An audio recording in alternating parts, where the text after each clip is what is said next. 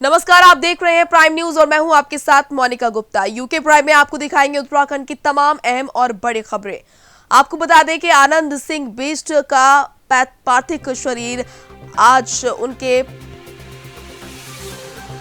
पैतृक गांव पहुंचा और पौड़ी गढ़वाल के पंचूर पहुंचा है उनका पार्थिव शरीर। उच्च शिक्षा मंत्री धन सिंह रावत पंचूर में मौजूद हैं। यमकेश्वर विधानसभा क्षेत्र में है पंचूर। यूपी के सीएम योगी आदित्यनाथ के पिता थे आनंद सिंह बिष्ट। आज सुबह दिल्ली के एम्स में उन्होंने आखिरी सांस ली। 10:44 पर उन्होंने अंतिम सांस ली। काफी समय से बीमार थे योगी आदित्यनाथ के पिता आनंद सिंह बिष्ट। आपको बता दें कि किडनी और लीवर की बीमारी से ग्रसित थे और लगातार उनकी हालत गंभीर थी। हरिद्वार में उनका अंतिम संस्कार किया जाएगा। यूपी के सीएम योगी आदित्यनाथ के पिता आनंद सिंह बिष्ट का पार्थिव शरीर उनके पैतृक गांव पहुंचाया गया है। हरिद्वार में उनके पार्थिव शरीर का अंतिम संस्कार किया जाएगा। आपको बता दें कि आज दिल्ली के एम्स में उन्होंने 10:44 पर अंतिम सांस ली। काफी समय से बीमार चल रहे थे। किडनी और लीवर की बीमारी उन्हें थी और स्थिति काफी गंभीर थी। आज सुबह 10:44 पर उन्होंने अंतिम सांस ली।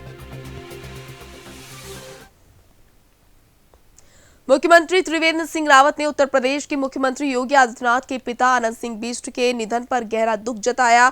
उन्होंने दिवंगत आत्मा की शांति और शोक संतप्त परिवारजनों को दुख की इस घड़ी में धैर्य प्रदान करने की ईश्वर से प्रार्थना की है। सीएम त्रिवेंद्र सिंह रावत ने यूपी के सीएम योगी आदित्यनाथ से फोन पर बातचीत भी की।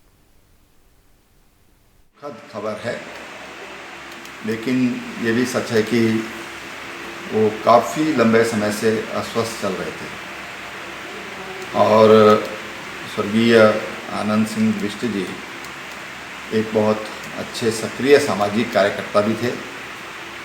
भारतीय जनता पार्टी के भी हमारे वो एक मंडल के अध्यक्ष रहे हैं यमकेश्वर ब्लॉक के। पार्टी के कार्यकर्ता के नाते और उनका जो सामाजिक योगदान है, निश्चित रूप से उनकी याद ये वहाँ का समाज हमेशा करता रहेगा। यमकेश्वर काफ़ी दूरस्थ क्षेत्र है पौड़ी जिला मुख्यालय से और वहाँ पर उन्होंने एक महाविद्यालय की भी उन्होंने वहाँ पर स्थापना की और जिसमें आज सैकड़ों बच्चे वहाँ के पढ़ रहे हैं। विशेषकर जो बेटियाँ हैं, कई बार घर से लड़कों को तो लोग बाहर भेज देते हैं पढ़ने के लिए माँ बाप, लेकिन बेटियों को संकोच बस असुरक्षा के भाव के कारण नहीं भेजते हैं, तो उन्होंने उसमें एक बड़ा महत्वपूर्ण योगदान उनका रहा। तो वहीं राज्य के अधिकांश जिलों में आज यानी कि 20 अप्रैल से कुछ आंशिक छूट दी गई है। वहीं देहरादून नगर निगम को इससे बाहर रखा गया है। 4 धाम के कपाट खुलने वाले हैं, जिसको देखते हुए रावल भी उत्तराखंड पहुंच गए हैं और बोर्ड इम्तिहान की परीक्षा पर भी असमंजस की स्थिति बरकरार है। इसको लेकर प्राइम न्यूज पर पूरी जानकारी दी कैबिनेट मंत्री और शासकीय प्रवक्ता मदन कौशिक ने। आज से राज्य के अधिकांश जिलों में कुछ रिलैक्सेशन दी गई है। इससे इतर एक बात करेंगे शासकीय प्रवक्ता मदन कौशिक जी से हमारे साथ हैं। जो 4 धाम के कपाट खुलने वाले हैं, रावल पहुंच गए हैं, क्या कुछ निर्णय लिया जाएगा, क्या उनको क्वारंटीन किया जाएगा, इस पर प्रवक्ता साहब आप क्या कहेंगे? देखिए, जहां तक गंगोत्री यमुनोत्री में उसका समय भी निश्चित है, दिन भी निश्चित है और व्यवस्था भी निश्चित है, वहां कोई प्रॉब्लम नहीं है। केदारनाथ में भी ऐसी व्यवस्था पहले से होती आई है कि वहां रिप्लेस पूजा के लिए नॉमिनेट किया जा सकता। बद्रीनाथ में भी जो व्यवस्था थी वो पिछले 300-400 साल में 3-4 बार हुई है, लेकिन अच्छी बात यह हुई कि हमारे जो रावल है वो पहुंच गए हैं, दोनों जगह से आ गए हैं। अब उन परिस्थितियों में जो निर्णय लेना है, धार्मिक व्यवस्था को देखने वाले लोगों को लेना है और आज भी वो सब लोग बैठे हैं, मुख्यमंत्री जी के साथ हैं। बोर्ड के इम्तिहान को देखते हुए क्या कुछ निर्णय लिया गया है? कुछ पेपर बचे हैं बच्चों के, उसको लेकर कुछ सरकारी निर्णय? अभी इस पे निर्णय हम लोग लेंगे कि क्या कराना है, कैसे कराना है। ये 3 तारीख तक लॉकडाउन के बाद ही निर्णय हो पाएगा इसमें। फिलहाल तो बच्चों से ये कि आप जहां हैं रखिए, आपके हित में निर्णय होगा और ये सरकार पूरी तरीके से आपके साथ है। राज्य सरकार ने प्रदेश में जितने निजी संस्थान हैं उनसे अपील की थी कि जो वहां पर वर्कर हैं उनको वेतन दिया जाए, लेकिन कुछ ऐसे संस्थान हैं जो केवल फीस से ही गुजर बसर कर पाते हैं, उनको तनख्वाह दे पाते हैं। ऐसे में उनको देखते हुए कोई सरकार द्वारा निर्णय लिया गया है? ये 2-3 चीजें हैं इसमें। हमने कहा था कि जो ऐसी इंडस्ट्री हैं, जो ऐसे संस्थान हैं, जो ऐसे स्कूल हैं, जो ऐसे कॉलेज हैं, जो इस प्रकार के कोई छोटे उद्योग हैं, इस प्रकार के कोई दुकानदार हैं, उन सबसे निवेदन किया था कि वो जो कर्मचारी हैं उस वर्ग को आप सैलरी मत काटना, उसको सैलरी देना। तो मैं समझता हूं कि काफी लोगों ने इसका पालन किया। यदि कहीं कोई इस प्रकार की सूचना या शिकायत होगी तब उस बारे में विचार किया जाएगा। ये थे शासकीय प्रवक्ता मदन कौशिक साहब, जिन्होंने साफ तौर पर ये कहा है कि जो रावल दक्षिण भारत और महाराष्ट्र से आए हैं उनको 14 दिन के लिए क्वारंटीन किया जाएगा। अपने सहयोगी राजन बडोला के साथ में सुनील राज, प्राइम न्यूज। तो वहीं मसूरी में पुलिस अब लॉकडाउन का उल्लंघन करने वालों के खिलाफ सख्ताई से पेश आ रही है। आपको बता दें, पुलिस द्वारा लॉकडाउन के समय पर 4 और 2 पहिया वाहनों के बेवजह घूमने पर कार्रवाई करते हुए वाहनों को सीज किया गया। कईयों के चालान काटे गए। कार्रवाई करने के साथ साथ पुलिस लोगों से सोशल डिस्टेंसिंग का पालन करने की भी अपील कर रही है। जो है कि आलतू फालतू अनावश्यक रूप से निकल रहे बाइक लेके सड़कों पे, इनको रोकने के लिए ये कार्रवाई की जा रही है। तो सभी चौकी क्षेत्रों में सभी सब इंस्पेक्टर चौकी इंचार्जों को बताया गया है कि आप इसको सख्ती से पालन कराइए। बिल्कुल, बार बार हम लोग भी अनाउंस करते रहते हैं और बार बार यही मीडिया के माध्यम से भी सभी लोगों को जागरूक कि जब तक लॉकडाउन है तो आप अपने घरों में सुरक्षित रहिए, अनावश्यक रूप से ना आइए, सड़कों पर ना आइए, जरूरी सामान के लिए तभी निकले बाहर, अनावश्यक सड़कों पर न घूमें। तो वहीं पूर्व स्वास्थ्य मंत्री तिलक राज बेहर ने प्रांतीय उद्योग व्यापार मंडल के प्रतिनिधियों पर पुलिस और जिला प्रशासन द्वारा मुकदमे दर्ज कराए जाने को बेहद दुर्भाग्यपूर्ण बताया। उन्होंने कहा कि कोरोना महामारी के इस दौर में जहां सब एकजुट होकर इस आपदा में संघर्ष कर रहे हैं, ऐसे में पुलिस द्वारा किया गया ये कारनामा एक संगठन के प्रति उनके दुराग्रह को दर्शाता है। देखिए, इस समय कोरोना वायरस पूरे देश के अंदर फैला हुआ है और हमारे क्षेत्र के अंदर भी लॉकडाउन है।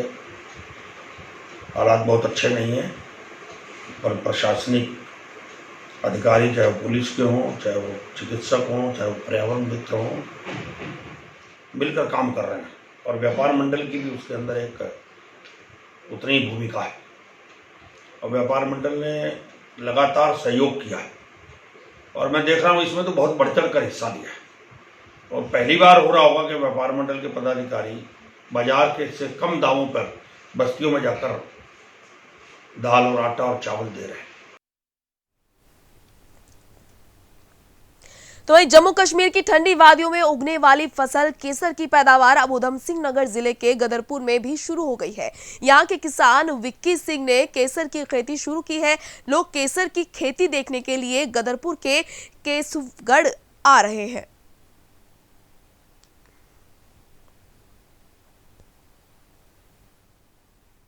5-6 महीने की फसल है, कोई इसमें वो नहीं है। देखो, मैंने घर में ही लगाई है, घर में तैयार हुई है, एक कनाल जगह घर के अंदर ही लगाई है। मैंने अच्छी देखभाल करी, अच्छा पानी वानी लगाया, घर में खुद देखभाल करी, नौकरों से भी करवाई बढ़िया। अब देखो फड़िया खड़ी है और 6 किलो मैंने तोड़ भी लिया, इसमें से 6 किलो लगभग बीज भी है। इसमें कम से कम 10-12 लाख का प्रॉफिट है मुझे एक कनाल में। बहुत बढ़िया फसल है। हम तो कहने का मतलब ये, किसान ज़्यादा से ज़्यादा इसी को लगाएं, कम खर्चा और फ़ायदा ज़्यादा। 15,000 का तो बयाना भी आ गया बीज का। और क्या उसे कहते हैं, पंतनगर में हमने इसका सैंपल भी दे रखा है, वो भी बुला रहा है कि हाँ वो आओ बात करो। 1 लाख से 1.5 लाख तक किलो का इसका रेट केसर भी जाएगा और 1 लाख किलो के हिसाब से बीज भी जाएगा। तो वहीं हरिद्वार में क्वारंटाइन किए गए जमाती के फरार होने के बाद हड़कंप मच गया था। हालांकि पुलिस ने जमाती को गिरफ्तार कर लिया और फिर से उसे मेला अस्पताल में ले जाकर आइसोलेट कर दिया गया। जमाती को फरार होने के कुछ ही देर बाद शंकर आश्रम चौक से गिरफ्तार कर लिया गया।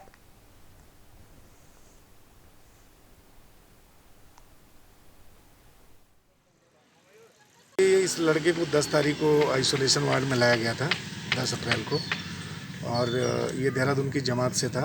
उसी में इसको यहाँ पे आइसोलेशन वार्ड में लेके आया गया था। आज इसकी हमें सूचना मिली कि ये आइसोलेशन वार्ड से भाग चुका है। ऐसी स्थिति में फिर हमने इसको घेर करके और शंकर आश्रम चौक से पकड़ा है। पकड़ने के बाद फिर डॉक्टर की टीम द्वारा ले आकर के इसको आइसोलेशन वार्ड में दाखिल कराया गया। इस पे पूर्व में भी मुकदमा दर्ज है। जब वो ये जमात प्रकरण में आई थी उसके बाद ये अपने आप को लगातार छुपा रहा था। उस समय इस पे अटेम्प्ट टू मर्डर IPC में मुकदमा दर्ज हुआ था। आज पुनः इसके द्वारा प्रयास किया गया, तो जो भी संबंधित चीज़ें धाराएँ होंगी उसमें इसके विरुद्ध वैधानिक कार्रवाई की जाएंगी। और हम यहाँ के सुरक्षा उपायों की समीक्षा कर रहे हैं कि किन परिस्थितियों में ये भागा, जबकि यहाँ पे सुरक्षा ड्यूटी भी लगी है और स्वास्थ्य कर्मी भी हैं, तो उसी के लिए समीक्षा कर रहे हैं। तो वहीं राजधानी देहरादून की आजाद कॉलोनी में कोरोना वायरस के 2 नए मामले को लेकर प्रशासन अलर्ट हो गया है। आजाद कॉलोनी को हॉटस्पॉट क्षेत्र घोषित करने की तैयारी चल रही है।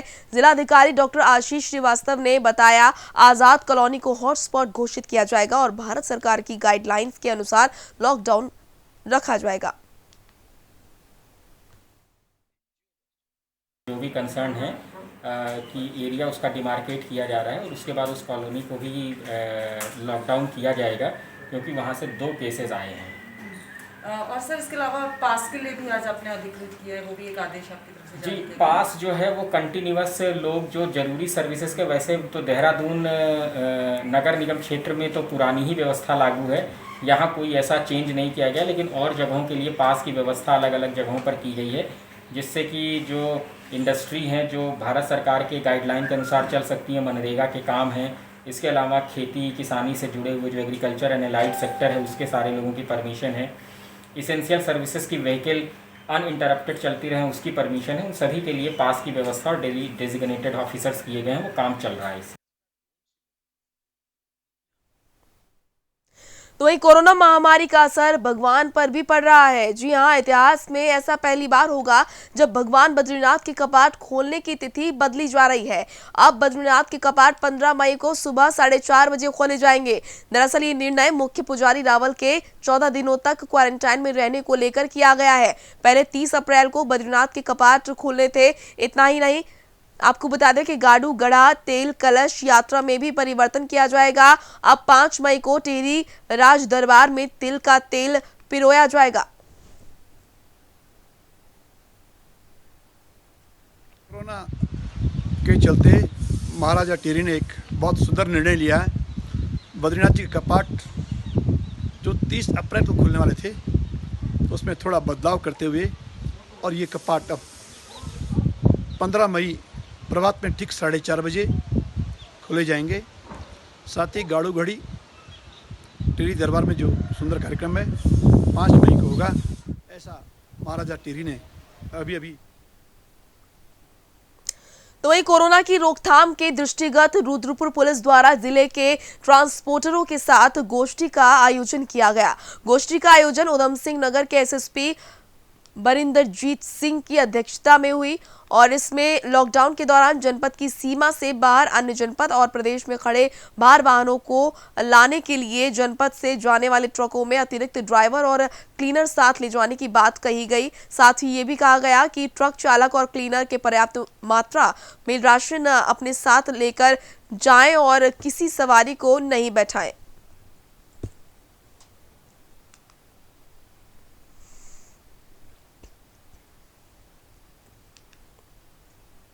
वहीं कोरोना वायरस के चलते 4 धाम के कपाटों को खुलने की तिथि भी अब बढ़ा दी गई है। इस बाबत सीएम आवास में बैठक की गई, जिसमें राज परिवार से माला राज्य लक्ष्मी शाह समेत पर्यटन मंत्री और मुख्यमंत्री मौजूद रहे। बैठक में निर्णय लिया गया कि रावलों को 14 दिन के लिए क्वारंटाइन किया जाएगा। साथ ही भगवान बद्रीनाथ के कपाट 15 मई सुबह 4:30 बजे खुलेंगे। वहीं गाडू गढ़ा परंपरा के लिए तिल का तेल निकालने के लिए 5 मई की तिथि तय की गई है। कोरोना संक्रमण को देखते हुए और क्वारंटीन की स्थिति को देखते हुए महाराजा टिहरी ने फिर से तिथि को रिवाइज किया है और उन्होंने कहा है कि 15 मई 4:30 बजे प्रातःकाल बद्रीनाथ के पट खुलेंगे और रावल जी वहां जाकर के पूजा करेंगे। जो केदारनाथ के पट हैं, मेरी अभी भीमा शंकर लिंग जी से बात हुई जो रावल जी हैं, उन्होंने कहा कि कल 11 बजे बैठ करके हम तय करेंगे। तो केदारनाथ के पट की जो तिथि है, समय जो है वो कल निर्धारित होगा।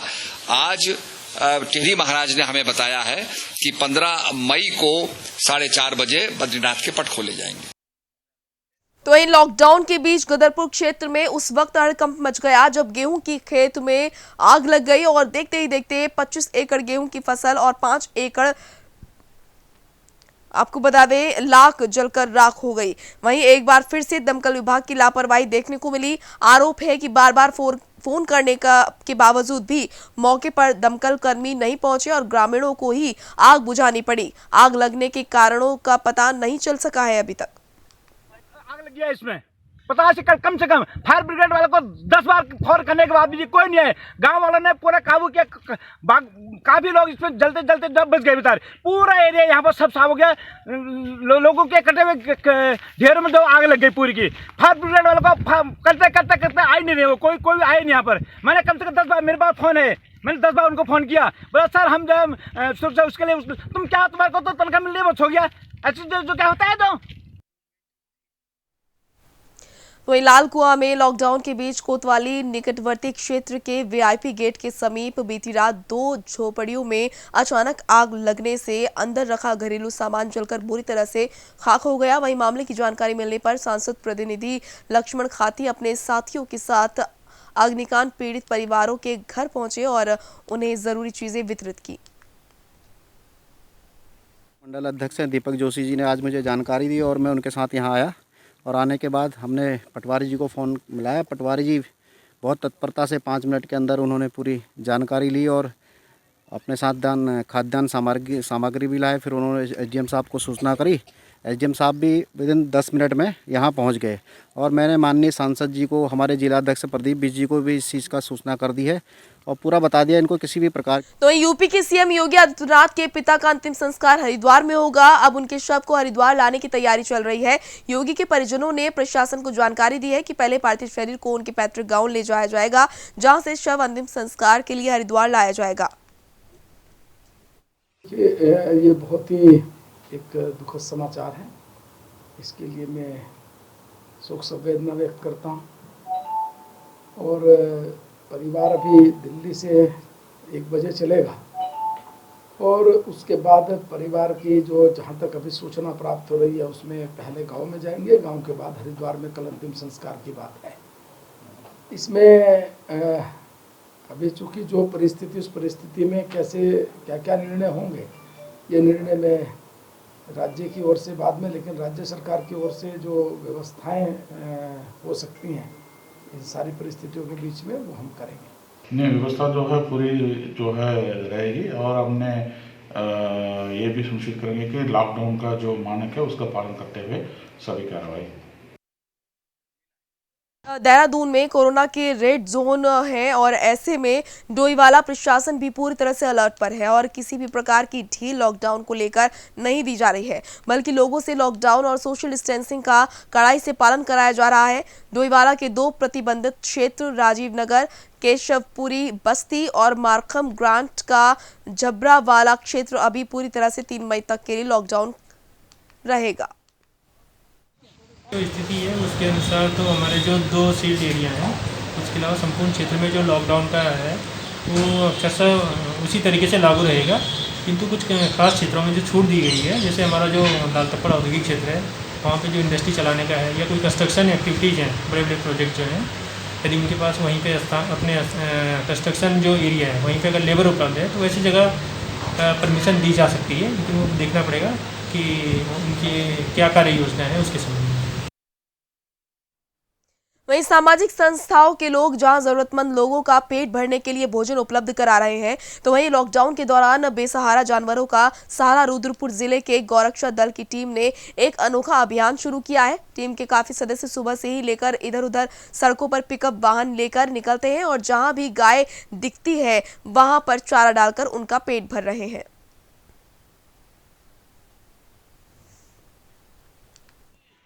कोरोना वायरस जैसी महामारी में देखा जा रहा है कि कई एनजीओ जो ऐसे हैं लगातार सेवा कर रहे हैं, लेकिन यहाँ पे एक एनजीओ ऐसा भी है, गौरक्षा दल का, जो बेजुबान जानवरों को यहाँ पे चारा मुहैया करा रहा है। और लगातार देखा जा रहा है कि जब से लॉकडाउन लगा है, ये पूरी संस्था है खेत से जाके चारा काट के लाती है। उसके बाद जो रोड पे आवारा जानवर घूमते होते हैं उनको चारा मुहैया कराती है। हमारे साथ मौजूद है गौरक्षा दल के कुछ अधिकारी, उनसे जानना चाहेंगे किस तरीके की सेवा है और लगातार ये लोग सेवा कर रहे हैं। नवोद जी, लगातार आपके द्वारा ये जो आपकी संस्था ये सेवा कर रही है बेजुबान जानवरों को प्राथमिक किस तरीके की सेवा है? सबसे पहले तो आपके चैनल का बहुत बहुत धन्यवाद कि हम जैसे समाज सेवियों को और जितने भी हमारे सहयोगी मित्र हैं उन लोगों को एक प्लेटफॉर्म मिलता है ताकि और भी लोग इस मुहिम से जुड़ सकें। हमारा ये कार्य जब से लॉकडाउन चल रहा है लगभग 25 माह से रेगुलरिटी में चल रहे हैं हम लोग, और निस्वार्थ भाव से मेरी पूरी टीम और भी मेरे सहयोगी मित्र हैं, समाज के अन्य लोग भी हैं जो जिनके खेतों से हम लोग चारा लेके आते हैं और लगातार इस मुहिम को हम लोग चला रहे हैं और जब तक लॉकडाउन रहेगा चलाएंगे। तो ये हमारे साथ मौजूद थे नवजोत जी, गौरक्षा दल के पदाधिकारी हैं और जैसे इनका कहना है कि बेजुबान जानवरों को हम लोग यहाँ चारा मुहैया कर रहे हैं। हमारे साथ मौजूद हैं गौरक्षा दल के जो जिलाध्यक्ष हैं विराट जी, इनसे जानना चाहेंगे। विराट जी, लगातार आपके द्वारा यहाँ पे सेवा की जा रही है और इसके अलावा भी आपके द्वारा सेवा की जाती है बेजुबान जानवर को जो किसी को चोट लग जाती है उसका इलाज कराया था, किस तरीके की आप लोग सेवा करते हैं और क्या उद्देश्य रहता है इसका? धन्यवाद शायद जी। देखिए, हमारा एक जो महत्वपूर्ण उद्देश्य ये रहता है कि कोई भी जीव है, चाहे वो गाय है, भैंस है, यहाँ श्वान है, कोई भी है, अगर उसका दर्द है तो सर्वप्रथम हमारा दर्द है। इंसान है अपना दर्द बता सकता है, जीव किसको बताएगा?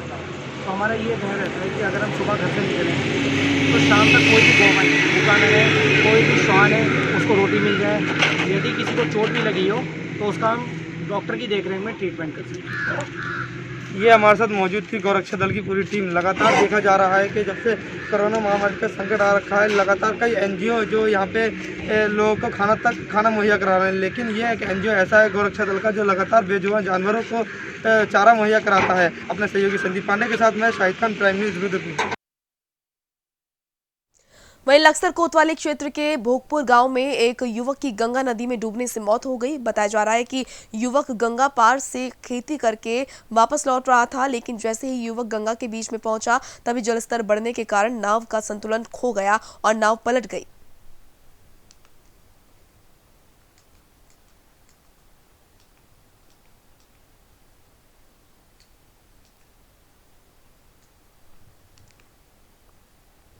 वहीं लक्सर वन विभाग पुलिस ने वन्य जीवों की तस्करी करने वाले 2 तस्करों को गिरफ्तार किया है।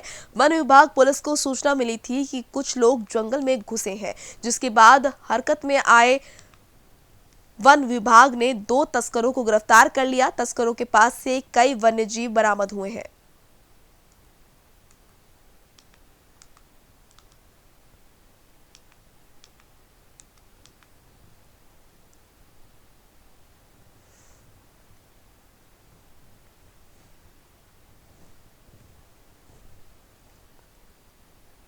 चलिए फिलहाल इस बुलेटिन में इतना ही। तमाम खबरों को जानने के लिए आप देखते रहिए प्राइम न्यूज़। नमस्कार।